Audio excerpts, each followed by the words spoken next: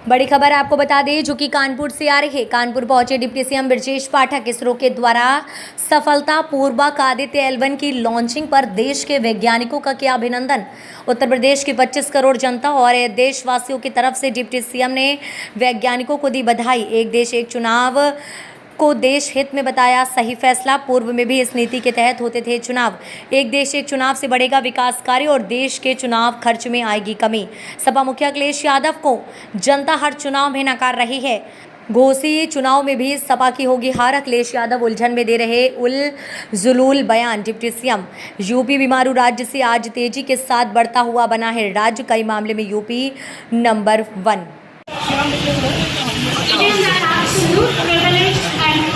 CMO का private hospital संचालक से पैसे के लेन देन के बातचीत वीडियो वायरल।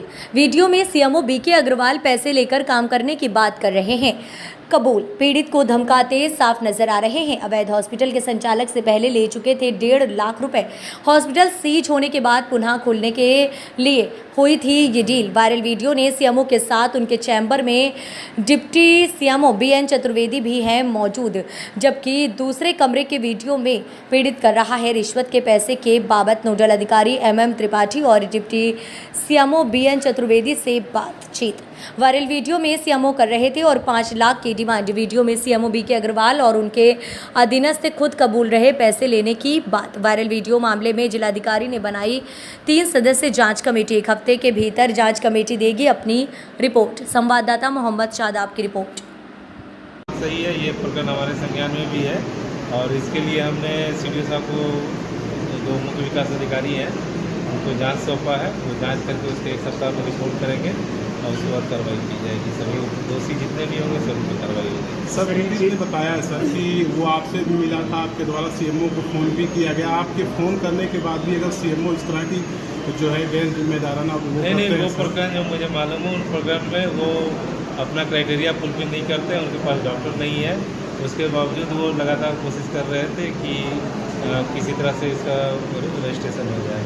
तो जो प्रकरण जिसके बारे में बात कर रहे हैं अवध हॉस्पिटल के बारे में, वो उस समय गलत था। और उसके बाद CMO साहब डॉक्टर के लिए बोल रहे थे कि डॉक्टर अगर आए तभी आप अपना रजिस्ट्रेशन करा पाएंगे।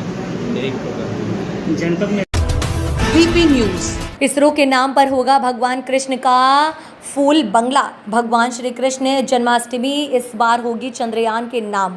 जी हाँ, दुनिया में भारत का झंडा ऊंचा करने वाले चंद्रयान की सफलता को लेकर इस बार मथुरा में भगवान श्री कृष्ण जन्म स्थान भी उनकी सफलता को मनाने वाला, जिसके लिए जहां देश भर में श्री कृष्ण के भक्त भगवान के जन्मोत्सव को लेकर खासी तैयारी की जा रही है, जिसमें आज जन्मभूमि के सचिव कपिल शर्मा द्वारा जानकारी देते हुए बताया गया कि इस बार हमने भगवान के जन्म स्थान को चंद्रयान की खुशी को जाहिर करते हुए भक्तों को दर्शन देने वाले हैं, जहां पर वैज्ञानिक सोमनाथ के नाम पर बने पुष्प बंगले में भगवान श्री कृष्ण विराजमान होंगे, जिसमें स्वर्ण रजत पंडित कामधेनु स्वरूपा दिव्या गौमाता करेंगे। ठाकुर जी का प्रथम अभिषेक तो गर्भगृह एवं चबूतरा को कारागार मूल स्वरूप। इसी के साथ कृष्ण जन्म स्थान पर जन्माष्टमी के पर्व पर सुबह 5:30 बजकर दर्शन शुरू होंगे और रात्रि 1:30 बजे तक निरंतर भक्तों को भगवान के दर्शन होते रहेंगे, जिसके लिए सभी तैयारी जन्मभूमि पर कर ली गई हैं। संवाददाता अमित सिंह की रिपोर्ट। जी, क्या इस बार खास तैयारियां हैं जन्माष्टमी की? इस बार क्या खास तैयारियां हैं जन्माष्टमी की?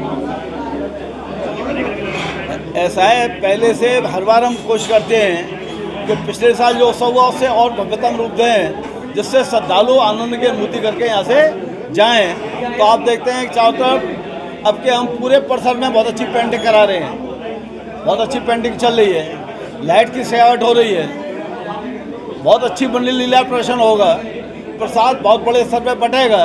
ये सब व्यवस्था हम कर रहे हैं और लोग सुविधा से आ सकें और सब व्यक्ति दर्शन कर सकें, इसकी व्यवस्था भी कर रहे हैं। निश्चित रूप से अभिषेक और जन्मोत्सव के बाद में सभी श्रद्धालु जो मौजूद हैं उन सबको प्रसाद और पंचामृत मिल सके, ऐसी व्यवस्था भी की जा रही है कि जो भी श्रद्धालु यहाँ से निकलें दर्शन करके, उन सभी को भगवान का अभिषेक जो होगा उसका पंचामृत और प्रसाद प्राप्त हो सके, ये व्यवस्था भी की जा रही है। सब व्यवस्थाएँ की जा रही हैं और निश्चित रूप से हम लोग प्रभु से प्रार्थना करेंगे कि जिस तरह अयोध्या पे कृपा की है, रामलला अपने मूल स्थान पे विराजमान होकर के और अपने भक्तों को कृतार्थ करेंगे, वह आशीर्वाद मथुरा में भी दें कि वह मूल स्थान पर जो एक ढांचा कलंक का प्रतीक खड़ा हुआ है अवैध रूप से हर तरह न कोई कानून से न कोई जजमेंट से किसी से भी नहीं।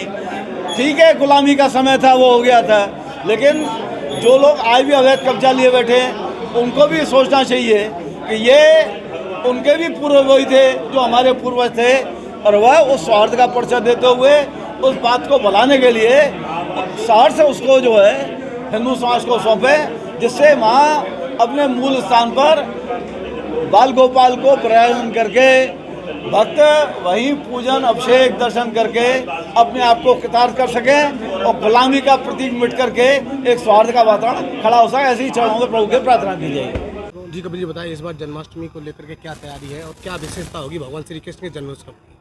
रोम रोम प्रति लागे कोट कोट ब्रह्मांड, जिसके एक रोम से अनंत कोटि ब्रह्मांडों का जन्म हुआ, उस अजन्मे की जन्मभूमि पर श्री कृष्ण जन्माष्टमी महोत्सव को बहुत ही भव्यता और दिव्यता के साथ मनाया जाएगा। भगवान श्री कृष्ण की जन्माष्टमी पर दर्शन करने पधारने वाले श्रद्धालु सुगमता से भगवान के दर्शन कर सके, ऐसा कृष्ण जन्मस्थान सेवा संस्थान का प्रयास है। आने वाले सभी श्रद्धालु अधिक से अधिक मात्रा में अधिक से अधिक श्रद्धालु भगवान के जन्म महाप्रसाद को प्राप्त कर सकें, इसकी व्यवस्था की जा रही है और वितरण की भी व्यवस्था को और बेहतर किया जाएगा। आज संपूर्ण भारतवर्ष में प्रसन्नता का एक क्षण उत्पन्न हुआ है, एक उत्सव का माहौल बना है।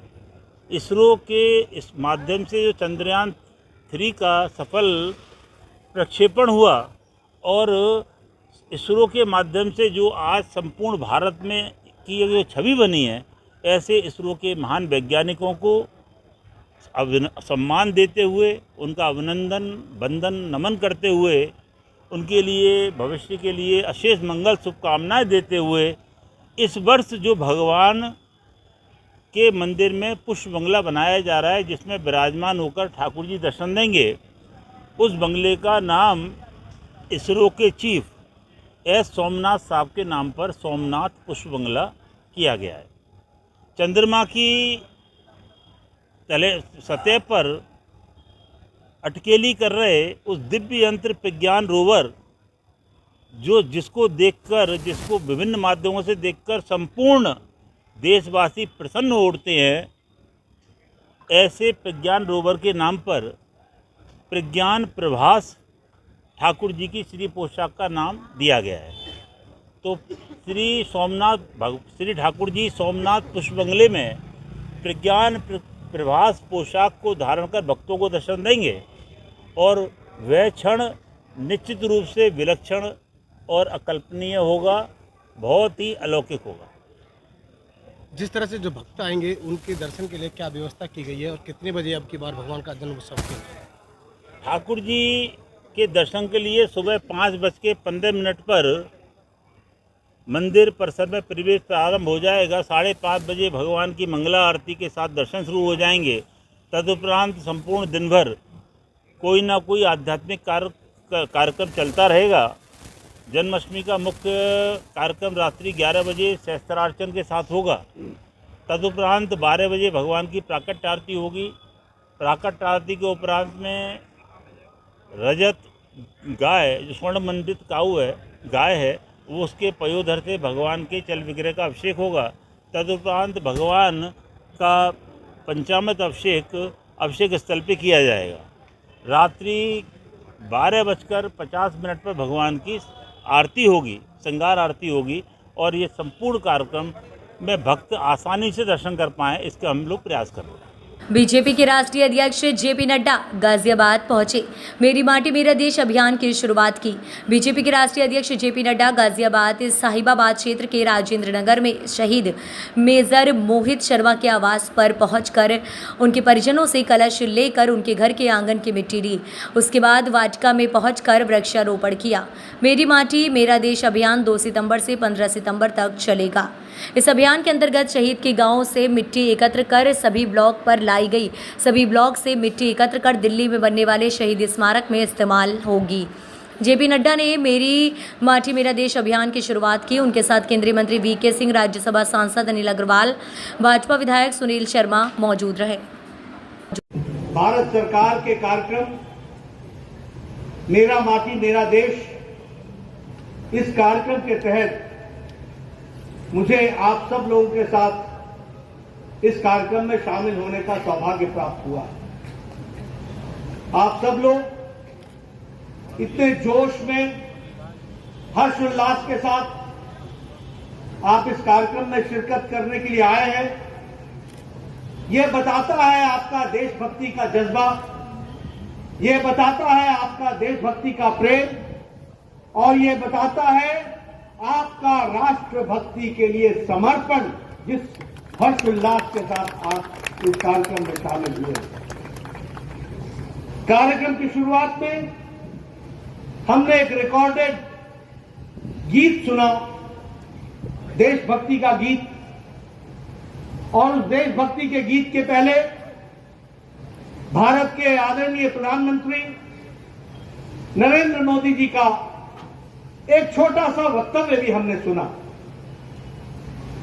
यह मेरा माटी मेरा देश, यह भारत का एक आह्वान है कि हम जहां अभी अमृत वर्ष, आजादी के अमृत वर्ष, आजादी का अमृत महोत्सव मना करके 15 अगस्त को हमने अमृत काल में प्रवेश किया है, इस अमृत काल के संकल्प को बारंबार दोहराने का और अमृत काल की शुरुआत में संकल्प लेने का अवसर है, इस बात को भी हमको ध्यान में रखना चाहिए। और इसीलिए मेरा माटी मेरा देश के माध्यम से इस अमृत काल की शुरुआत देश के 140 करोड़ देशवासी अपने आप को इसमें जोड़ते हुए देश को आगे ले जाए, संकल्प को हम दोहराने के लिए इस कार्यक्रम को कर रहे हैं। मित्रों, ये कार्यक्रम की संकल्पना इस तरीके से है कि हमारे देश को राष्ट्रभक्ति से ओत-प्रोत है जो देश, उसके राष्ट्रभक्तों को याद करना, उनको समर्पण भाव से, उनको याद करते हुए समर्पित भाव से उनके बताए रास्ते पर चलने के लिए अपना समर्पण करना, इस उद्देश्य को लेकर के हम चले। और इसीलिए हम लोगों ने तय किया, भारत सरकार ने तय किया कि हम हर वार्ड में, हर गांव में, हर पंचायत में जहां देशभक्त, कोई स्वतंत्रता सेनानी हो, कोई हमारा शहीद जो देश की रक्षा करते हुए प्रहरी के रूप में शहीद हुआ हो, जिसने शहादत दी हो, कोई हमारा पुलिस का अधिकारी, कोई जवान जो समाज के अंदर समाज की रक्षा करते हुए शहादत दी हो, कोई हमारा पैरामिलिट्री फोर्सेस का जवान जो आतंकवादियों से लड़ते हुए शहीद हुआ हो, इन सभी लोगों को याद करना है और हर वार्ड में इनके नाम की शिला पट्टिका लगाकर उस समाज को जागृत कर। आदरणीय सुनील शर्मा जी, शहर के लोकप्रिय विधायक, मुरादनगर के लोकप्रिय विधायक अजीत पाल त्यागी जी, सम्मानित मंच, सभी देश तुल्य कार्यकर्ता बंधुओं, सर्वप्रथम तो सर जी का आभार व्यक्त करता हूं कि उन्होंने मेरी माटी मेरा देश कार्यक्रम, इसके लिए पूरा हम सबका सौभाग्य है कि माननीय राष्ट्रीय अध्यक्ष जी का इस कार्यक्रम के निमित्त गाजियाबाद में आना हुआ है। मैं गाजियाबाद की उनका आभार व्यक्त करते हुए अपनी बात समाप्त करता हूं। जय हिंद, जय भारत, बहुत बहुत धन्यवाद। विकास गुप्ता जी समेत जितने भी वरिष्ठ, बलदेव राज शर्मा जी, अशोक गोयल जी, महेश अग्रवाल जी सभी पूर्व जिलाध्यक्ष और पूर्व झोलाछाप डॉक्टर व प्राइवेट अस्पतालों पर सीएमओ का चला डंडा। कई अस्पतालों को किया गया चिन्हित, जारी किया गया नोटिस। एक अस्पताल को किया गया सीज। प्राइवेट अस्पताल व झोलाछाप डॉक्टरों में हड़कंप। उत्तर प्रदेश सरकार की मंशा के अनुसार स्वास्थ्य विभाग अलर्ट मोड में नजर आ रहा है। स्वास्थ्य विभाग के आला अधिकारी झोलाछाप चिकित्सकों एवं प्राइवेट अस्पतालों पर शिकंजा कसते हुए नजर आ रहे हैं, जिसके चलते नवागत मुख्य चिकित्सा अधिकारी आरसी गुप्ता ने जैसे ही मैनपुरी जनपद का पदभार संभाला, वैसे ही विभाग को निर्देश जारी किए हैं कि जनपद मैनपुरी में किसी भी क्षेत्र में बिना रजिस्ट्रेशन एवं बिना डिग्री के कोई भी चिकित्सक प्रैक्टिस करते हुए नजर आएंगे, उनके खिलाफ विभागीय कार्यवाही के अलावा वैधिक कार्यवाही की जाएगी। निर्देश जारी होने के बाद स्वास्थ्य विभाग की टीम ने जनपद मैनपुरी में अब तक 12 प्राइवेट अस्पतालों को चिन्हित कर नोटिस जारी किए हैं। बता दें कि बीते माह झोलाछाप डॉक्टरों के उपचार से 4 महिलाओं की प्रसव के दौरान मौतें हो चुकी थी। वहीं 2 मासूम को भी काल के गाल में समा चुके हैं। आज ये मुस्कान हॉस्पिटल आज सील किया गया है, क्या कारण रहा पूरा इसका? शिकायतें आ रही थी और दूसरा इनका कोई भी रजिस्ट्रेशन वाला पार्ट कंप्लीट नहीं था, इस कारण हम लोगों को जो है सील करना पड़ा। प्रीवियसली भी हम लोगों ने इनको नोटिस दिया था, बट इन्होंने उस नोटिस का कोई जवाब नहीं दिया और फिर विधिवत तरीके से कार्रवाई करना जरूरी था। इसके संचालक कौन थे जो संचालित ये कर रहे थे? संचालन के विषय में बहुत ज़्यादा अभी नहीं बता सकता। और इसको ये कब से लगातार आपको सूचनाएं मिल रही थी इस हॉस्पिटल को लेकर? अभी जैसे मुझे अभी हाल फिलहाल में ही सूचनाएं मिली है, 3-4 दिन हुए हैं, लगभग 5 दिन हो गए। 5 दिन में हमको लगा कि उनकी तरफ से कोई रिस्पॉन्स नहीं आ रहा है। रजिस्ट्रेशन की कोई प्रक्रिया मैंने आज तक अभी ऑनलाइन नहीं कराई, तो हम लोगों को फिर ऐसे में कार्रवाई करना। और क्या क्या कमियां अंदर आपको नज़र आई हैं जो अब अंदर आप चेक करने गए? बहुत सारी चीज़ें हैं, जैसे अगर हम देखें तो फायर वाला भी इनके पास कोई एनओसी नहीं है, पॉल्यूशन का भी एनओसी नहीं है, बायो मेडिकल एजाज का भी एनओसी नहीं है, इवन स्वास्थ्य विभाग का भी सर्टिफिकेट वगैरह भी इनके पास रजिस्ट्रेशन नहीं है। तो ये पूरी तरीके से फर्जी तरीके से चला रहे थे? फिलहाल तो यही महसूस होता है। करंट से घायल हुआ बेजुबान बंदर खुद पहुंचा अस्पताल। झांसी के मौरानीपुर में लोग उस समय आश्चर्य में पड़ गए जब एक बंदर झुलसी हुई अवस्था में अपने आप सामुदायिक स्वास्थ्य केंद्र इलाज कराने पहुंच गया। चिकित्सकों ने बंदर की हालत देख तुरंत उसका इलाज किया। जानकारी के अनुसार शनिवार की दोपहर एक बंदर को झुलसी हुई अवस्था में 2 बच्चे संकट मोचन मंदिर छोड़कर भाग गए, लेकिन बंदर मंदिर के सामने बने सामुदायिक स्वास्थ्य केंद्र पहुंच गया और पलंग पर लेट गया। जो पलंग पर लेटकर उपचार की चिकित्सकों से इलाज के लिए मदद मांग रहा हो। चिकित्सकों ने भी उसके पास जाकर किया इलाज। बंदर आराम से लेटा इलाज कराता रहा। उसका इलाज किया जा रहा है। स्वास्थ्य केंद्र के स्टाफ ने बताया कि बंदर को करंट लग गया, जिससे वो बुरी तरह झुलस गया। संवाददाता अशोक वर्मा की रिपोर्ट। चाचा क्या नाम है आपका? अमर सिंह। आप कहाँ हैं इस समय और किस पद पे हैं इस अस्पताल में? हम इस पर बार पे हैं। हाँ, मौरानीपुर में। मौरानीपुर में आज जो आपके यहाँ जो बंदर हैं जो घायल अवस्था में हैं, जो कहाँ से आया और क्या हो गया इसको? ये नहीं पता कि बंदर कहाँ से आया है। अच्छा, लेकिन मंदिर से उठ के पता लगा कि बंदर से उठ के आया पैदल चल के। यहाँ हाँ, पैदल आया अस्पताल में इलाज करवाने के लिए। इलाज कराने के लिए, क्योंकि इनकी इलाज करने के लिए इलाज वाली हम लोग। तो अभी क्या उनका हाल है? कैसा है? तो ठीक है। कैसा लग रहा है? कहीं चोटें या घायल है? जला हुआ है पूरा, जैसे करंट लगा हो। करंट लगा जो वहाँ जी हाँ, सामने देखिए आप। क्या नाम है महाराज जी आपका? हमारा भान प्रताप मिश्रा। मिश्रा जी, आप कहाँ रहते हैं? हम संकट मोचन मंदिर पे। आज जो मंदिर है यहाँ पे एक बंदर आया था घायल अवस्था में, कौन लाया था और क्या हो गया उसको? 2 बच्चा ले आए थे, उसमें कपड़ा में लेट के। अच्छा, तो वे यहाँ छोड़ गए। अच्छा, यहाँ से सीधा अस्पताल में घुस गया बंदर अपने आप अस्पताल में गया दौड़ के। कैसा घायल है? क्या कोई किसी ने चोट लगी या करंट क्या है? जल गया, वो लाइट से करंट लग गया उसको। अच्छा, तो आप लोग सेवा कर रहे हो? पूर्व कैबिनेट मंत्री एवं समाजवादी पार्टी के वरिष्ठ नेता स्वामी प्रसाद द्वारा पिछले दिनों ब्राह्मणों पर की गई टिप्पणी का मामला लगातार तूल पकड़ता जा रहा है। इस बयानबाजी से आहत आज सुल्तानपुर में कक्कू पांडे यूथ ब्रिगेड ने न सिर्फ उनकी प्रतीकात्मक शव यात्रा निकाली, बल्कि कलेक्ट्रेट गेट पर पुतला फूंक कर नाराजगी व्यक्त की। दरअसल पिछले दिनों एक संबोधन के दौरान स्वामी प्रसाद मौर्य ने ब्राह्मणों के बारे में एक आपत्तिजनक टिप्पणी की थी। इस टिप्पणी से आहत पूरे प्रदेश में पूर्व मंत्री स्वामी प्रसाद मौर्य के खिलाफ प्रदर्शन किया जा रहा था। इसी कड़ी में आज कक्कू पांडे यूथ ब्रिगेड के दर्जनों कार्यकर्ता एकत्रित हुए और समाजवादी पार्टी के वरिष्ठ नेता स्वामी प्रसाद मौर्य की प्रतीकात्मक शव यात्रा निकाली। इनकी माने तो स्वामी प्रसाद मौर्य समाज में जाति विखंडन का कार्य कर रहे हैं, वो समाज के लिए दुर्भाग्यपूर्ण है, इसलिए पहले उनकी शव यात्रा निकाली गई है, साथ ही पुतला दहन किया गया है। ब्रिगेड का संगठन अध्यक्ष हूँ। आज हमारे साथियों ने स्वामी प्रसाद मौर्य का शव यात्रा निकाला। उसका प्रमुख कारण ये है कि वो जो जाति विघटन करने का कार्य कर रहे हैं, आपस में जाति और सांप्रदायिक बातें बोल रहे हैं, वो समाज के लिए दुर्भाग्यपूर्ण है। आज कक्कू पांडे यूथ ब्रिगेड के साथियों ने उनका शव यात्रा निकाला और अग्नि संस्कार उनका किया, और विश्वास है कि इस अग्नि संस्कार के बाद स्वामी प्रसाद मौर्य को अक्ल आएगी।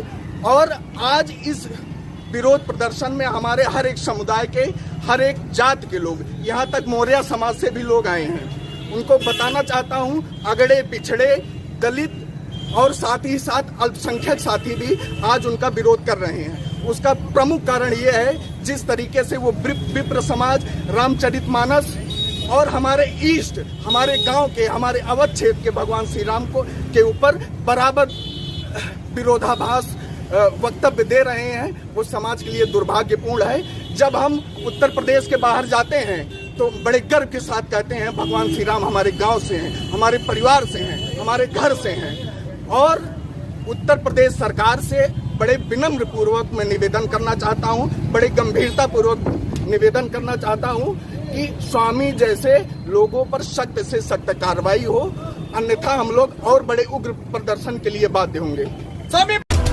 DP न्यूज, खबर सिर्फ सच की।